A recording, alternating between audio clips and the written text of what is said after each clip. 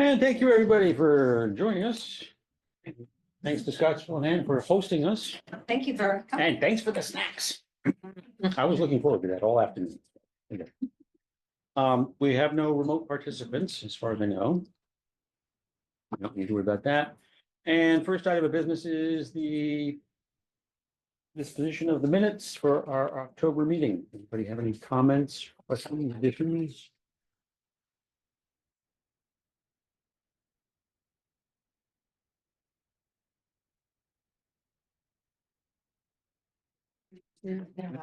I read through them online. Yeah. If not, may I have a motion to commend Sierra for her usual wonderful work and say the minute should be enacted. What's the word? I don't know, what's the word? Approved. Thank you. Approved. As written. Minutes be approved as written. Okay, all those in favor? Aye. Any opposed? All right. Announcements? Have we any? Yes, not. And public comments, have we any? Check and see. If there's anyone online that would like to make a public comment, please use the Zoom raise hand function now.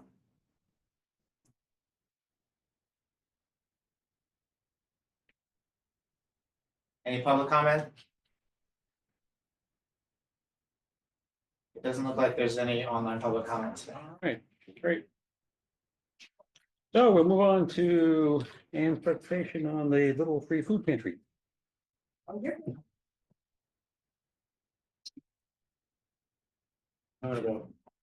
Probably a good idea. Oh, she could use it. Okay. Except no. No. Sorry, Scottsville's a small library, so we have a small meeting room. Thank you all for coming all the way to Scottsville for the meeting. It's great to have you here. I'm looking forward to anybody who can join us later for a little tour of our library. And it's not very big, so the tour won't take very long. Help yourself. We have coffee over here. We have treats and cookies and cheese. So help yourself to anything. So today I wanted to talk about a new project that we're going to have in Scottsville, and it's called the Little Free Food Pantry or the Little Free Food Library. I'll use those terms interchangeably. So some of you may have seen those little free book libraries where you take a book. So this is the exact same thing, except it's for food. And so people leave food and people take food. And usually the little free food pantries have a slogan, which ours will have, that says, take what you need, leave what you can, which just kind of sums up their simple design. So how did this come about? I've been thinking for a while that it would be good to have some kind of food assistance here. You all are familiar with our Food for Fines program that just ended at JMRL. And so I thought it would be nice to have something like that year round, not for fines, but just to help the community with food scarcity. And we have a patron who comes to the Scottsville Library who's involved in food distribution in the Scottsville area. And this area has grown by about 10% in the last 2 years. And the higher prices in Charlottesville are driving up people moving here, which has caused the prices here to go up. So Bill's been telling me that there's been a greater and greater need. He gives out food at the farmer's market and at nearby churches. So it's been on my mind because Bill has been talking about it. And then on the summer, I was on the Stanton Public Library website. I was researching something else and I just saw their description of a little free food library. So I put out little pictures so you can kind of see what that looks like. And there's also a link if you want to explore different little free food pantries. So I spoke to David. And David encouraged me to go to the Stanton Public Library and look at the free food pantry there. And I talked to people who had set it up there and how they went about doing it. And it all sounded really exciting. So I went back to David and David approved it. So thank you, David. And so then we had to figure out how to build it. So the biggest hurdle was finding somebody to build it. I reached out to various communities and I wasn't having any luck. And then finally I connected with a scout who agreed to build it for their Eagle Scout project. So that actually was the award that they get, their Eagle Scout badge. So that was actually a win-win because it gives us an opportunity for this person to build something to get this prestigious award. And so we've made connections with his community, and that's kind of a ripple effect. But we also get it built for free, because part of his project means he has to do all the fundraising, and build it for free. So, so that was pretty good. So, so what will it look like? Again, it will look probably pretty, if you go on that website, you'll see there's all sorts of different versions, and you may have seen some around Charlottesville. But ours will look a lot like the one that is in Stanton. So I've had several meetings with Kingston, the scout, who's going to build this, and his dad. And we had our last meeting a few weeks ago, and he brought plans of the size and what it would look like. And I signed off on them. And he hopes to have it up by January or sooner, depending on the weather. And it will be located in the front on this side by the parking lot. So we have our lockers here, and the little free food pantry will be there. So it'll be kind of symmetrical. And it will be a good location in terms of awareness. So if someone's coming to pick up books at the locker, they'll see it. If they come to park, they'll see it. It will also be low maintenance in terms of upkeep. So it's the same thing as the little free book library. People just leave food and take food. It's very easy to put in a jar of peanut butter, some cans of soup. And I've also spoken with Bill, the patron I mentioned earlier, and he's willing to partner with us and contribute food when we need it. So this whole project is a supplement for those facing food scarcity, but it can still make a difference. So the question would be, how is this relevant to JMRL as a whole beyond the Scottsville Library? Like, why would we do this as a library? So first of all, it's going, I don't know if any of you saw the flyer hut that when you were coming in, but it's like a little sort of kiosk that has information about programs and about things happening at Scottsville and also JMRL. So, excuse me, so that would be, so when people drop off or pick up food, they could see that. So people dropping off or picking up food can learn more about the library's offerings. It gives an outlet and space for the community to help each other. So the library can be that public square and that conduit through which folks can grow, learn, and connect. So Food for Fines, like I mentioned earlier, is a JMRL initiative that helps with food scarcity and shows that we're a good neighbor. So this is an offshoot of that, and it reflects well on all of JMRL.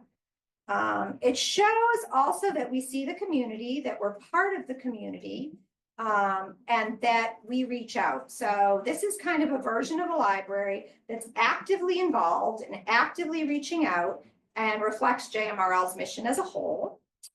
And it also sends a message to folks experiencing food scarcity that we see you and you're also welcome at the library. So it's reinforcing that the library is for everyone, regardless of socioeconomic status.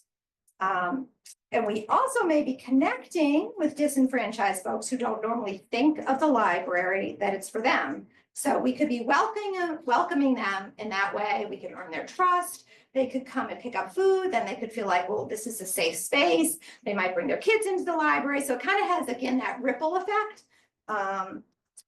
And so it's also giving people who are contributing an opportunity to make the world a better place and to be actively involved in making a difference in their neighbors' lives. It also puts the library on the radar for folks who might think, why do we need libraries? Like, why do we need a library when we have the internet or we can read things online? So people contributing food, perhaps, that kind of think of libraries as no longer relevant, maybe they'll get curious and maybe they'll come into the library. So basically, it's just a good thing for what libraries stand for today. And it could change some people's perception of the library as a place of restrictions, which is an outdated version of the library. So overall, it's good for the community. It's good PR for JMRL. And finally, if on your second page, you all know these values. But on the second page, it aligns with JMRL stated values. which is we serve our community, which is our goal is to deliver exceptional service and honor our place at the center of the communities we support. And we cultivate a welcoming environment for community engagement, which includes we promote kindness and believe in service to the community. So thank you for listening, and thank you, David, for supporting this idea. Does anyone have any questions about how it would work? Yeah. Okay, you said, it's minimal as far as the staff is concerned, Yeah. but suppose, how often would they need to check it to make sure that there was something in it, you know? Right, no, that's a good, so you'd hate to have someone come and then there's no food in it, yeah. So luckily, where it is like, we're gonna get out of our car and see it like every day. So that will be very helpful. And again, Bill will also be willing to contribute if we start to run low on food. So I think we'll be able to keep it, I think it will be pretty low maintenance, and I think we'll be able to keep it pretty well stocked. And also be able to kind of keep an eye on it if it does seem like it's getting too low. One of the things they talked about in Stanton was sort of the logistics of like people were putting really sugary items in there and not really, yeah. So like little things like that, like we'd have to make it clear to people, like, you know, so they had a little sign like, don't put, you know, sugary things, really sugary things, because it attracts ants or whatever, but. And perishable things. Yeah. Yeah, exactly, right, like you couldn't really put vegetables, so yeah, it would be more, Cheese or something. yeah. Cheese or donuts. Yeah. Yeah, it would be more kind of when, the same thing as when you don't, like for the food for fines, Yeah. it's like cans of soup or jars of peanut butter or pasta or, yeah, Right. stuff like that. Be cool if you put some recipes in there or suggestions for some of the books that are in the library to use the materials that you're seeing getting. Idea, Bookmarks maybe with cookbooks and. good, thank you. I- Did you have a question? Yeah, I think you touched on this indirectly, but just Yeah. to be 100% clear for Uh-huh. anyone who's listening, Mhm. what is the library's role in obtaining the stock that's going into the pantry? Right, so I think, it would mostly be to monitor it. So basically, we would be kind of, it would be sort of, you know, we're kind of, like I said, the conduit, so Yeah, and we're we're. providing the facilities. Exactly, so we're kind of, Again, just to be clear for everyone, the food is coming from community contribution. exactly, Not thank you for from, clarifying, yeah, so the food would not, JMRL is not providing the It's food. not a new type of material that we have. Exactly, yeah, yeah. Okay. And then I have this kind of a similar question, which you also partly answered, is if the designer or the builder has thought about just animal resistant, you know, dogs, squirrels, whatever. Stuff gets eaten in my house all the time. And so part of the answer is, well, it's going to be things that are not, you'll make it clear to the community that we're putting in things that are not going to attract animals in general. Right. It sounds like. Right, and that's a great question, and so Kingston isn't Scout. Yeah. So that is one thing that he thought of that I hadn't thought of, but yeah, so it will have some pretty secure doors, I think. It won't be locked, obviously, because people have to take it, but Right. yeah, pretty well latched. Okay. That's a good question. Yeah, even pasta might be a draw for some critter. It might be, it doesn't sound like they had that problem in Stanton, but yeah. Yeah, and if we ever get it, freezing weather. We get a deep Yeah. enough freeze to actually freeze a can. Yeah, that could probably. Yeah. Yeah, well, we'll know if that. We have the problems with the critters and the kiosk in Nelly's Ford too, so you don't even need food. That's true, that's true. Shelter. Shelter. Shelter, yeah. Any other questions for Ann? Just a couple ideas that popped into my mind. Yeah. One is probably further out there, but it was just like, I was curious if you came upon any refrigerated versions of these, like if anyone. Whoa, that's a cool idea. Yeah, we probably won't be doing a refrigerated version, but I like that because then you could have stuff like milk Cheese and, and- yeah, yeah, cheese and, yeah. And the other was just, since it's community contributions, Uh-huh. it might just, you know, at some point it might be interesting to see if there are like restaurants that would, you know, give coupons for like a free meal or a free sandwich good or idea. something like that. That it could just be a little section for coupons that people could contribute. That's a And, neat idea. you know, I know some restaurants have done things where you can just do that in like, right, like a sandwich shop where you can just buy a sandwich for some, and it kind of goes up on a little board of like free sandwich for someone who needs it. Right, kind of pay forward And the- sort of thing, Right, yeah. and so it could just be an interesting way to engage the community, is it like someone down in Baines? That's can what I was just thinking, buy, Baines. buy a sandwich coupon for here. Yeah, and actually that would be kind of a cool partnership between like Yeah. Baines and the library. Yeah, that's a cool idea. I know there's a refrigerated one, it's either open or opening in Charlottesville Okay. on, where is it, like, on Broadway? Down there, some partnership where there's a food pantry that's got a refrigeration unit there. And out in Green, there are several where people have excess garden produce and they have Oh, a that's little nice. refrigerator thing out for people and food. Well, that'll be the next thing. Phase two. There you go. These two. Yeah, I guess I would just make sure there's somebody in the library that's checking it every once in a while. That will be me. Checking expiration dates and Yeah, just things like that, just Yeah. a general overall yeah, safety Right. check. Making sure people aren't putting beer in there. yeah. Well, it's not so much putting it in there, it's taking it out. Yeah, so the age of whoever's taking it out. Yeah, I mean, I know, and I know that's a problem with some food pantries, it is expired food. You know, past the expiration. Actually, it's interesting you say that because we got a whole box of food for the food for fines. Yeah. And I don't think the person was aware, like they just dropped the box off and I said, I'll put it in the thing. And then when we were pulling it out, we're like, I mean, some of it was like 5 years old. Oh. Yeah. I think they must have just had the box. They didn't know, so. How did the food for fines work? So basically, so it's a set kind of period of time and all the branches do it. And we're doing it through the Blue Ridge. Most of them do it through the Blue Ridge Food Bank. I think Except Louisa, yeah. And so you can, let's say you owe $10 in fines, you come in with 10 cans of soup, then we subtract, it's $1 for every, Okay. yeah. And there's a fair amount of people who just donate. Right. They're like, I don't have any fines, but I want to donate anyway. So, yeah. Anything else? Thank you so much. Ann. Thank you, That's a great idea. It's for all your great ideas. You'll be in charge of the ones at all the other branches too. All right. On to the budget committee report. I'll tag a leader with giving this one. We met earlier this month on the 4th. And I think everybody has actually, well, you actually have a copy of the proposed budget here, but we did go and discuss line by line, checking off everything's Fridays. And we, our primary focus, well, the important thing was the salary, trying to keep our good people here and attract other good people.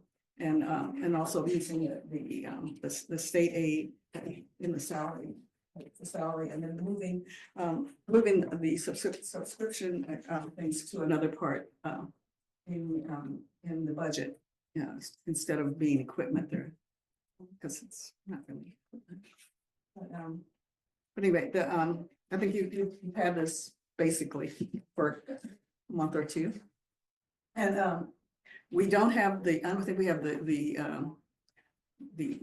insurance, the medical. Yeah, we don't have a final number on what healthcare is gonna cost. Yeah, right, and so, but I think we put in 10%, Correct. 10% and hoping, with our fingers crossed, that it doesn't go up too much more than that, but it could. Anything else?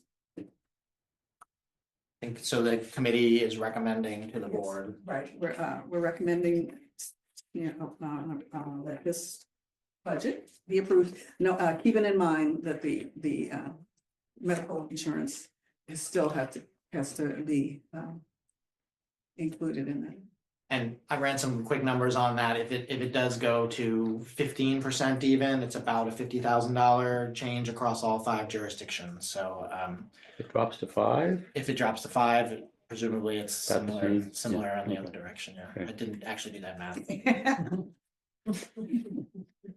It has been 10% or close by the last few years. So as a reminder, the board will vote today on the draft budget as we've seen before. And then when we have the final numbers, David presents it to the jurisdiction around the end of the year generally. Yeah, generally in December, or January, I'll reach out to you all and set up meetings with the county administrators and city administrators to discuss. All dress up in our best suits and we go off and deliver the good news.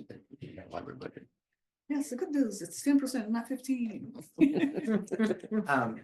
I think just to reiterate, so the things that Alita hit on were the main topics of discussion there. And just to give you the numbers there, it was raising JMRL's pay scale and current staff by 5%. And then a 2% raise for staff starting next year. And then it was $130,000 moved out of the equipment budget. That was software costs that were discussed by the board, moved into this operational budget. And then allocating a portion of state aid for salary support, which JMRL has not done since the 80s, but it's not without precedent there. And the only question I got from the board about what the budget committee's discussion was about was from Mike about what is the impact of that decision to take some state aid and use it for salary rather than use it for materials. So just in general, we have seen a 66% increase in state aid since 2020, which is remarkable, because for 20 years, the discussion was all about how state aid was not where it needed to be or anywhere close to where it needed to be. So in 2020, JMRL received $677,000 in state aid, and we're anticipating $1.2 million next year. So that's great. It's good news. We currently don't have the staffing or the building capacity to continue to spend the entirety on books and materials without sacrificing some quality control. So it's getting to the point where in order to keep up with that, we would need to come up with some space solutions and some personnel solutions. In general, this budget is not looking to add any new personnel per the board's priorities here on maintaining our current staff. So the answer would be to potentially use some of that funding to get technical services staff to help to order and process new materials, but at the same time, we're not trying to add new salaries to a situation that we know is behind the median market there. So it was 15 to 25% below the market median when we had the study done last year. The proposed solution here, Alita mentioned, is to use some state funds for regional salaries so that it kind of shares a little bit of the wealth of the burden, depending on how you're looking at it there. If you're a jurisdiction, it takes a little bit of salary cost away from your local tax dollars and shifts it to the state aid there. And that might be something good to point out to Yeah, jurisdictions. I think it would be a point to point out that, that because of their advocacy as well, last month I mentioned that Louisa included full funding for state aid in their legislative priorities that they sent to the state. And because of their advocacy, we have seen these increases in the last 5 years, and we can try to take some of the burden away from our local. So we can meet the needs of the community by providing a healthy book budget, but still be able to use some of those resources to help to manage the library system. So just the last point on that, staff and spaces are stretched a little bit to keep up with materials. This proposal will put the book budget in between the fiscal year 24 and 25 levels of ordering, which is a pretty happy balance there. So it's a little bit more than 24, a little bit less than 25. It was $1,150 in 24 was the budgeted amount, but we spent more than that because we got grants in throughout the year. People did buy book donations. In fiscal year 24, we were able to add, JMRL was able to add 15,372 items. In 23, it was 15,251. In 22, it was 13,840. So, it's somewhere in that 13 to 15,000 items range, that we're bringing in. This would allow us to maintain that equilibrium there, but still provide a little flexibility. So I think that was an I attempt to have answer. a couple follow-up thoughts that Sure. have come to my mind since the conversation, but maybe better see some. No, I was saying that I think we were talking about the substitute too, because they have never been getting the raise. Yeah, our substitute employees, which every branch relies on, have not seen an increase in pay since the board raised the pay scale by 1%. I believe that was 4 or 5 years ago, because they don't get raises every year. They get paid at the bottom of the pay scale, so the pay scale needs to go up. This budget would bring a 5% increase to those positions as well. So thanks for that conversation and the recap. thinking through afterwards, it seems to me we need to do many things, but two important things we need to do. We're kind of trading off here a little bit. We need to have staff that are competitively paid to provide the services we need to provide. And we also need to have a robust collection to circulate because that's sort of the core of what we do. Conceptually, I don't think we've said it explicitly today. I know we've touched on it in the past, but again, just for anyone listening, up until today, we've had sort of a kind of mostly for convenience, maybe, since money is fungible, we've just said, well, the state aid equals our materials budget, and it's this very clean line of demarcation. And right now one thing we're doing that's just a conceptual change is because we have, it sounds like more than enough state aid now, because of changes in circumstances, we're able to divert some of that or reallocate some of that to salaries, which I think is great. The one thing, not for today, but the other thought that came to my mind is I asked this question a couple of years ago, and I got a lot of answers in reply, but they weren't in an easily summarizable form, I think. But just if we had a way to assess the health or strength of our collection as we go through, red, yellow, green, 100% to 40%, to 80%, whatever because we're being asked to decide, well, we're trading off we could grow the budget grow the collection by increasing our purchasing, which would also involve, as you've said, require a staff commitment that would come with it. But I think generally we all have the feeling that we have a strong collection. It's certainly not something I don't hear complaints about. And I think you're probably telling us today that you're very happy with where things stand. And I'm very comfortable with that. If that's your sort of advice to us today, I'm very comfortable with that on the basis of this going forward with the proposed budget. But maybe that would be just another layer of, if we could quantify that down a little bit more. Our goal is this many items per capita or something. I don't know what it even would be. That was what my question was originally a couple of years ago. What are the metrics? What would the metrics be? And I got some answers. Here's some possible metrics, but maybe turn that into, here's the metrics we're going to choose to use. And when we crunch through the metrics and put our stats into that, here's the evaluation level we get out. And then once we say, yes, that would enable me in the future to say, well, we can, if our goal is a 90% rating, however we got that, and we make these proposed changes, we'll be able to maintain the 90% rating. Then I'll be able to feel a little more confidence in a little more of a quantifiable way. That, yes, that sounds prudent to me and like a good idea. So just some thoughts. When you talk about health of the collection, are you talking about, are there too many books that are falling apart or too old, or are we not keeping up? So when I Because I ask think about what what- are the metrics, that's part of the question is what. Because I think what David was saying is that we have a lack of space. So if you take the tour around Scottsville, Right. you'll find out, well, they probably can't shove more books. Like maybe they could. We can try. Right. They could try. So I'm agreeing Or that. maybe the central library would then collapse under the weight or something. I think we probably have a strong collection. We're using all our space, but at the same time, the space is full, but maybe 10% of the books are 2 years or less old, and maybe 90% of the books are 50 years old. I don't think that's the case, but I'm saying that the shelves are full is not Right. the full metric. Go ahead.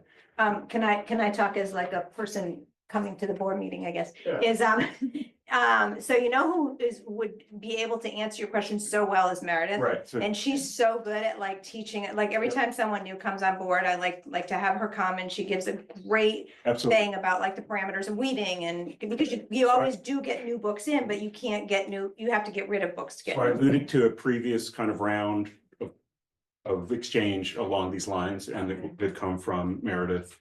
And again, she gives a lot of details, but I don't think my new thought after this conversation was taking that one step further. Here's the potential metrics that she talked through and actually turning that into a scoring function that we've chosen, and that we kind of see how the 90% came from this stat and the other. Well, and one of the other logistical things is not even shelf space in the library, but shelf space in Central. And basically bringing the books in through the loading dock, getting them up to the third floor, and then distributing them out. We have to have enough space there to be able to, and we don't. I mean, we're at I capacity. didn't say nothing about repair and all of that. Right. So I believe the board had a CE from Meredith that was about database collection decisions. So not this topic that we're talking about, but it went through some of the items that she does look at, and I'm gonna massacre what these are, but there are metrics that she looks at that are like how a book is performing, you know, so like in this shelf space, like this one is doing well because it meets this, and but it doesn't come up with an overall health. Well, there's that, but I think that was the answer of, given my budget, here's how I make choices to allocate it. I'm asking you a different question, which is, given the different levels of budget, how does that translate into how we perceive the different possible levels of budget? How would that translate into a? I guess my point overall is that assessment? some of those metrics are probably Yeah, the they same, exist. you know, Yeah, but, and yeah. so I think this is a great point, and let me talk to her about it, and I'm sure that we either have some things, or our peer libraries have some things that they use, or that ALA has some sort Yeah. of tool that we use. I love it. I know a lot of libraries use software to do this. They use a very popular library software that we have not to date purchased, but it does that type of analytics for what you are checking in and checking out, and the age of it. They can't see condition, but it uses age as an approximation for that. So that might be one of the answers down the road too. If we can't come up with that number on our own, then where do we put resources in order to make sure we can? It's a cost benefit as well. I thought Regular- Ed, Oh, sorry, isn't there a regular looking through, didn't she say in her presentation? Yeah. I'm recalling, like, there's a regular, like, There's a weeding rotation. reading rotation, right, that you go through the books that are there. and she's essentially developed that software herself. We have done. we've Yeah. done quite a bit of You that talked in-house. about, yeah. I take the point though, the point being that, you know, so our collection is in really good shape, but where is the line and how do you quantify what the line is to like, okay, it needs to be better, or it's perfect, or it needs. Or in this case, we can sustain a 20% Right. decrease in our material spending and still maintain Oh, I see what the level of. It's how best to Collection make that health. pot of money. I mean, it's really the bottom line here. I mean, we're getting The this other- much money and how much. The other caveat is that state aid has only fully been funded one time Yeah. Right. in 2001 or two, I can't remember, and then after that it cratered. So, you know, this is the fiscal year 26 budget. This is not the 10-year plan for how we're gonna spend state aid. This is the plan for next year, because who knows what the state might decide to do. The figure that I shared is the current second year of the governor's biennial, but even that could change between now and the end of this fiscal year. So we might have to revisit this issue if something changes there, if the state decides to make a cut, which is, that very well could happen. I think what we've done here as far as the agenda goes is we've moved from the budget committee report into the draft budget discussion and vote. So that's, which is fine. I just wanted. You want everybody me know to we were moving clarify? along. Is there anything specific in the budget that the board wanted to look at for me to bring up on the screen to talk about and get Jerry's input on if we need it, or budget committee? Are there any other questions? The board feels comfortable then. I think this is a very good budget. I think one of the points that Ann made in the budget committee is that it doesn't go far enough for where we are in our salary work. But we have to try to find a medium point with our jurisdictions where they will fund and be on board with what we're trying to do without overwhelming them. And I think that this is there, and they're well aware. We've been talking about these issues for many years now, so there shouldn't be any surprises. Now it's just a matter of dollars and cents. I think it's important when we go to the jurisdictions to not make this just a kind of a philosophy that we need to keep up with our neighbors sort of thing. But I think what came up in the discussion in the budget was increasing the salaries is long overdue, and it's really a matter of retention too, not just keeping up with our neighbors, that it's very difficult.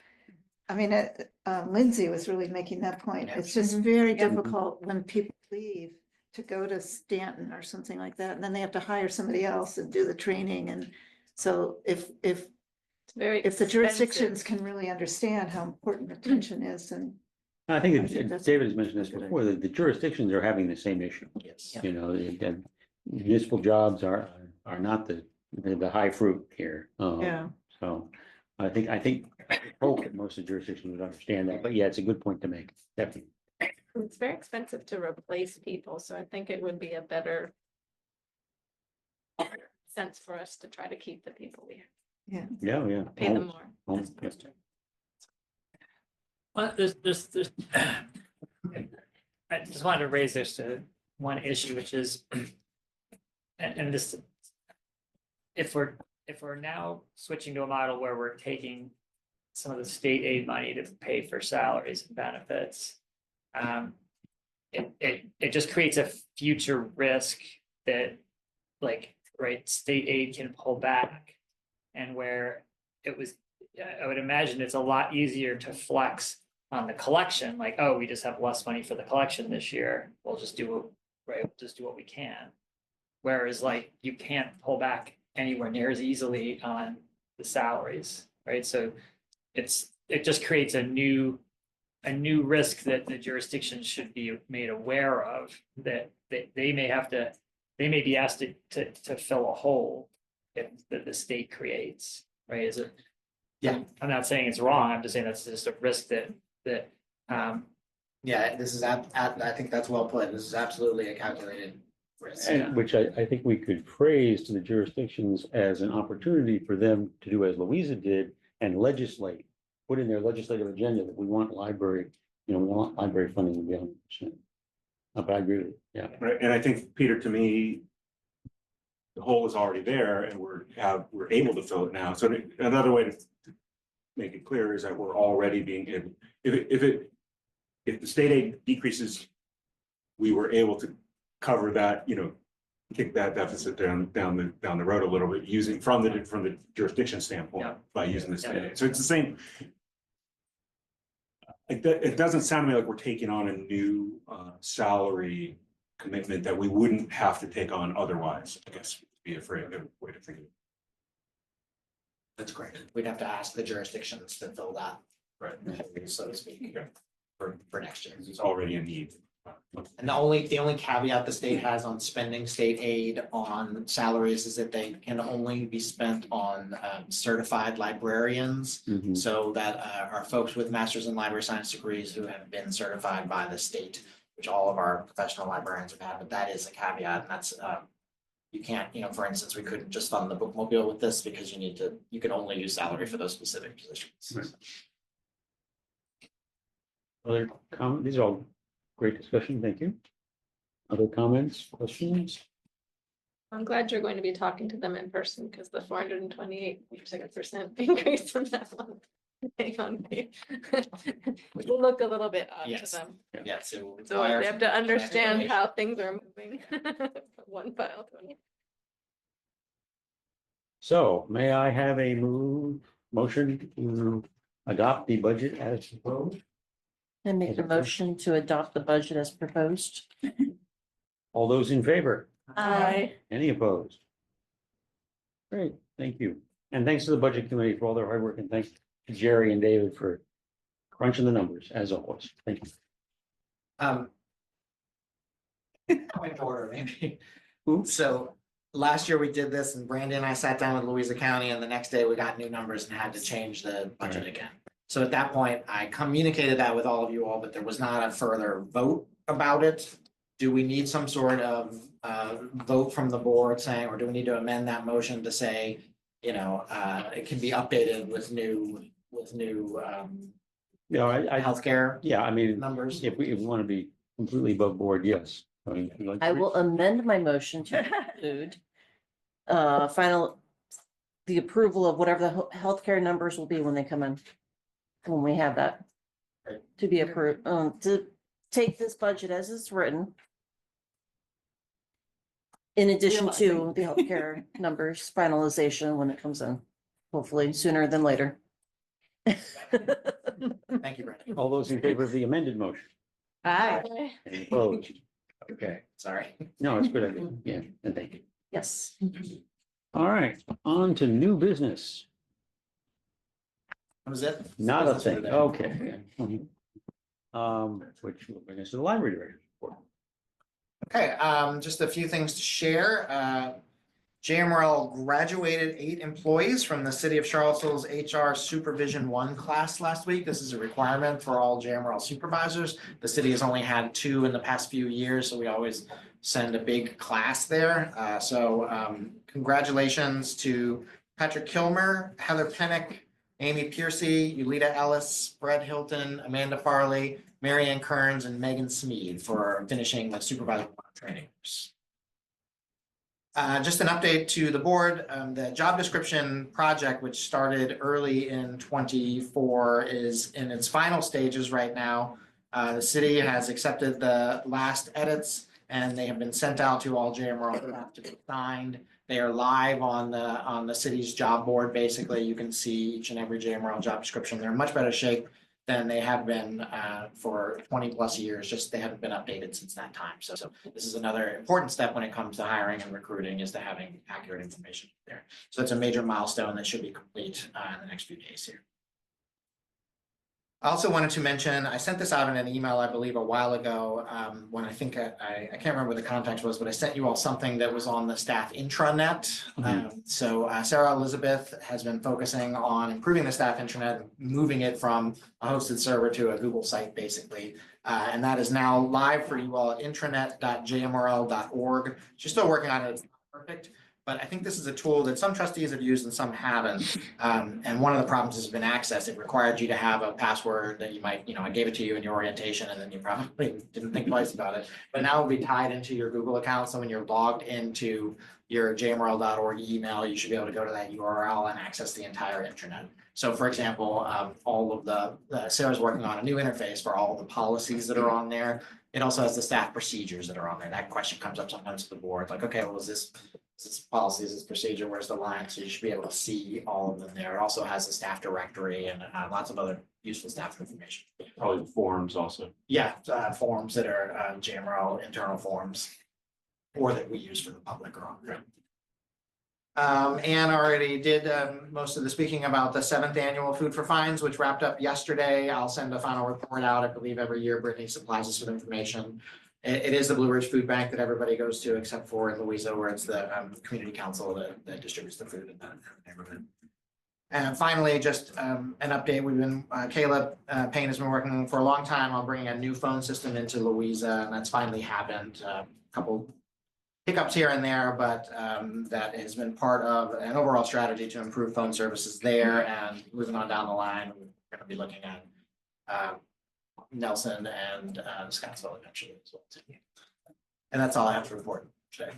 How long a period is the Food for Fines program? I think it was about 3 weeks. Yeah. Oh, 2.5, 3 weeks. It's usually sometime around the holidays, depending on when the food bank basically wants the food in.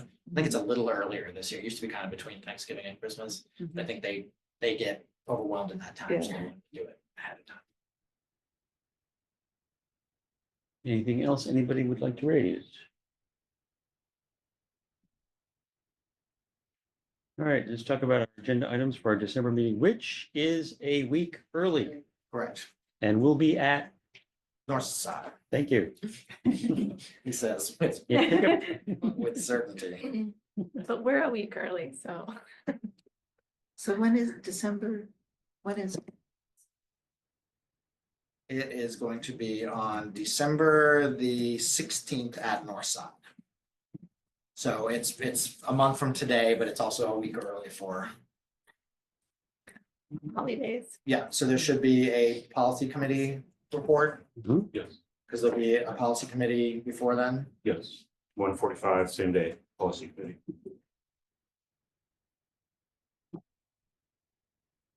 Same place. In that time. yeah. Do we have, we haven't talked about continuing education, but you and I do. No, but we will try to arrange for one. I don't have anything specific lined up yet. Okay. There's a chance, Peter, we had talked about a technology committee meeting, but so there's a chance that'll happen between now and then. And if so, there'll be a report from the technology committee. All right. And a budget update. There is budget also a update, chance. right. Always a that budget update. Louisa likes to get in early on these. Yes. Randy and I might have already met with the county. Okay, if that will do it, a reminder that Linda will give us and will give us a tour following the meeting. May I have a motion to adjourn? All those in favor? Bye. Thank you. Oh, sorry. Why bring it if you're not gonna? Right, yeah.